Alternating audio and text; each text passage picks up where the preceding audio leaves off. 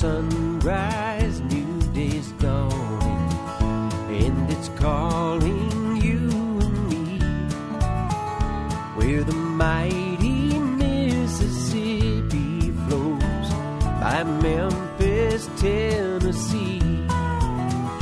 We've got woodlands, fields, and water.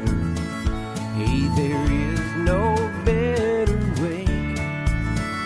You can find out all about it on Outdoors with Larry Ray.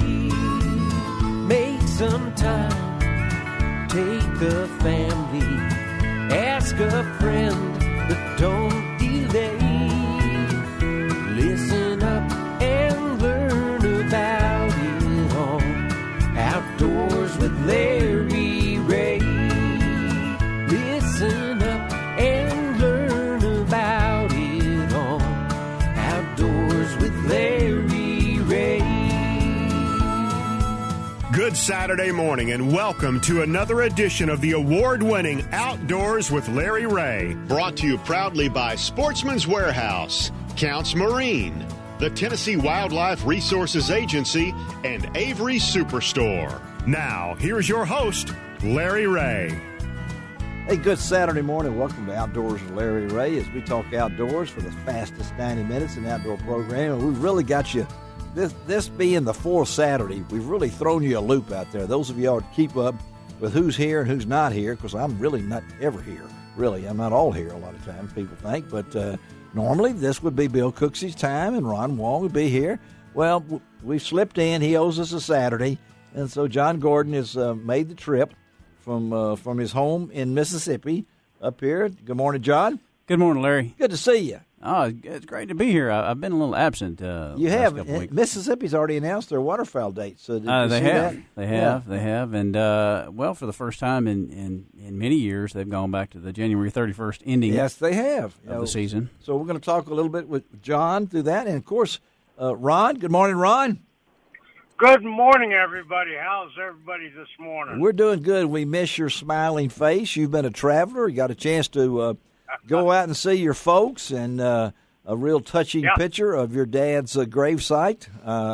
And I've seen a lot of you had a lot of times to eat at different places out there in the Delta of California. So we're glad to have you back. And Ron is up at Kentucky Lake for a big American crappie trail event, and so Ron's going to be with us by telephone, and we have a special guest in here this morning. Now, I wished he should have brought Hutch with him, but he wanted to be here. He probably did. Yeah, he was begging to go. Yeah, and you can hear that familiar voice, the voice of the TWRA, just about in the Memphis area. That's our good friend Andy Tweed, and we wanted to get Andy in because there was an event that happened recently. We're going to jump right into it. We got a full show today, and but I wanted to get Andy's going to stick around for a while. But Andy, there you were again, your ATV out in the wilderness. So tell our listeners what transpired recently. Well, I tell you what, it was roughly around 9:30 at night. Not this Saturday, but the last Saturday night. And having a birthday party for my wife. Oh. And so we're all outside playing games and having a big time. And I noticed all fire trucks, ambulances, and sheriff's deputies went one way up Riley LaGrange, and then a few minutes later they went the other way. Then everything got silent, and then they came back the other way, and then they turned and came back the other way. Oh, my goodness. Okay. Something's going on. Yeah. So I walked out to my state truck, turned on the county radio, and listened for a minute, and they said, yeah, they were just down the street from where I live, and they were on foot. So I thought, well, we've either had, somebody's had an accident on a four-wheeler or a tractor or something, and then the other guys were saying, well, we're trying to get to the river, but we can't get there or something of that nature.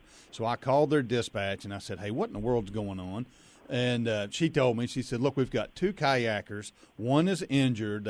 They have flipped their boat, and they're at a place that's real rocky, and it's really loud, and it's in a big curve of the river.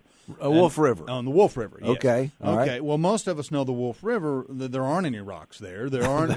Believe it or not, now the Corps has come in the past 4 to 5 years, and they've built these obscure-looking things called weir dams. And so you've got rocks on both sides. It goes down at about a 60-degree angle, and it goes all the way across the bed of the river. And so when you're in the low water conditions where we are in the east part of the county, you've got 6 to 8 inches of water at max going across these things. Okay. And rocks sticking out of the from these things. Yeah. So in this one where they said that, they were in a curve of river, I basically knew exactly where they were. I had a good hunch where they were. So I told her, I said, look here, I'm going to jump on my four-wheeler. This is not but about 2 miles from my house.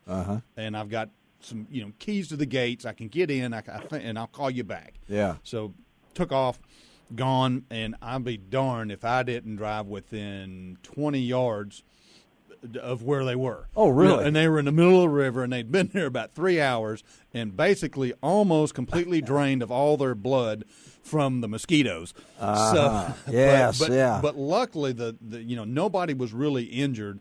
The young man when he fell out of the boat, he kind of bumped his head. And, so there was two it was a guy and his girlfriend in a canoe or a kayak. They were in a 2-man kayak. Okay, 2-man kayak. 2-man kayak. So somewhere around 6 o'clock or so, they had their spill. It was getting close to dark. Okay, close to dark. They had their spill. Yep. And so they did have their cell phones that got the information. Yeah, one cell phone worked, the other one got drowned out. But anyway, at least the sheriff's department was able to ping or get a ping on the cell phone, which reaffirmed to me that they called me back and said, hey, we've pinged the phone, and we think they're north of a lake that's in Johnson Park. Okay. Johnson Park's in Collierville. That's right, yeah. So I said, all right, I'm almost 100% sure I know exactly where they're going to be. Yeah. So you're on your four-wheeler. I'm on my four-wheeler. Here's the deal. It's all surrounded by private properties and gates and fences, and then, of course, the Chickasaw Basin Authority has got all their stuff locked up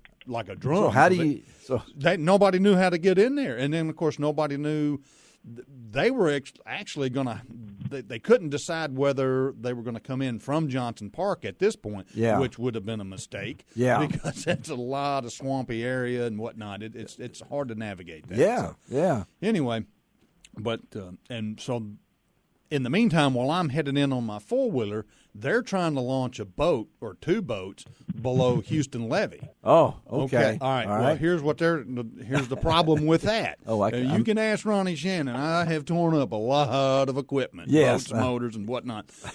These guys were going to tear up everything that they had getting to them because there's multiple weir dams all the way. There's obstacles in there, man. Well, you've not only got tons of stumps and sandbars, and the average depth of the Wolf River is about 9 inches is what I mean. It's just because of sediment loading. I mean, it's just the poor river's dying out because of all the sediment. Yeah, and it's full of tons of trees everywhere. So get to the. So you got there. I got there in 20 minutes. In 20 minutes, and you could.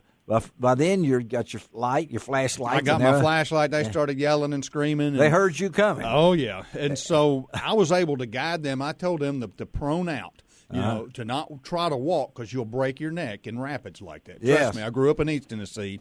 Still got plenty of scars on my shins from wade fishing. Okay.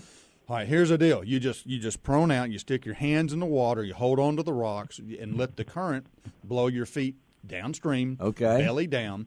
Yeah. And you just start walking yourself over to the side. It's really simple maneuver. And that's what they did. They came right to me. It took them about 3 minutes to get to me. Amazing. Yeah. I had luckily, Hutch and I drive on the four-wheeler every day. We go on a ride all around the farm. Yeah, that's Andy's son, young son. And I've got one of these gigantic baskets that sits in the back, and I keep a couple of towels and a couple of pillows and a pair of bib overalls on there in case we're out in the evening and it's chilly. You can curl up in there and stay warm. Yeah. So sure enough, these folks, they were freezing to death because it was windy. Even though it was a warm night, it was windy and they were wet. And they were wet, If they'd have stayed till daylight, because it would have taken that long for the sheriff's department to get to them. Amazing. Due to the fact of the rough terrain where they were. Of having to navigate the river. They just could not. I really don't think they would have got to them. I think they would have torn up every piece of equipment getting to them. Well, did they new to this? Are they not? Some of their guys have retired. Okay. They haven't had to make a kayak or a stranded person call in that particular section Okay. of river. Yeah. So they Yeah. didn't know that all this had transpired of the Corps of Engineers putting these weir dams in there. So you get them out. I get them out. I get them on the four-wheeler, and I take them right back up to the house, and there's... You took them to your house. I took it right next. I took them right next to my house. Okay, yes. all right. And there's So- a bigger place next door that they can turn around. So all this transpired, and you got. When did it end? Finally? it was about 11:15. My goodness. And Okay. got them back out. They were safe and sound. And the next morning, I look at the news, and it said Shelby County had saved these people, and I just laughed. It didn't matter. Didn't but matter. I went back down there the next morning, was able to retrieve their kayak for them and their belongings. Good. Okay. And got that out. There was actually another individual who was kayaking with his two daughters, and they helped me. I met them at the same time down there the next day, Sunday morning. Yeah. And they helped me get the thing to the bank. So And then I brought it back to them. I called those two kids, and they came out to the house and got all their belongings. They were how young were they? I think 19 and 20. Okay. So where did they put in? Did They put Collierville, Arlington. At Collierville, Arlington. Folks, I mean, tell you, just another day in the life of Andy Tweed in his how many 27? How many years? 26. 26 years. Google my story if you want to about Andy and his career. But when I heard this, and we were talking about something else that happened recently, and we'll talk about that a little bit later. But I wanted Andy to get in this first one because safety. Hey, man, we're coming up on July 4th. There's going to be a lot of kayakers and boaters go down to a certain store, buy a kayak, get in the water, and they're gone. Can you imagine like that, John, if it was December or January? Oh, they wouldn't have made it. They would not have made it. They were in jeopardy of having hypothermia as it was, As it probably. was, And, yeah. if it had continued, throughout the night, they could have been in real trouble. That's another prime example of when Andy Tweed retires from Shelby County, they're going to have a hard time replacing him. Let's put it that way. Well, by then, No doubt about that. By then, Hutch will be ready to step in. There you go. Because Andy will still be 75 or 80. He'll still be out there on his four-wheeler. All right, let's take a break. Ron Wong is on the phone with us. John Gordon in. Going to keep Andy around for a while because I know that great job, Andy. You guys don't get enough credit, but you did it again, buddy. And I know those people, those kids, I hope they've learned their lesson. I think they have. I bet they have. A hard way to do it, though. So let's take a break, come right back, and we're going to switch over and talk a little Strike King.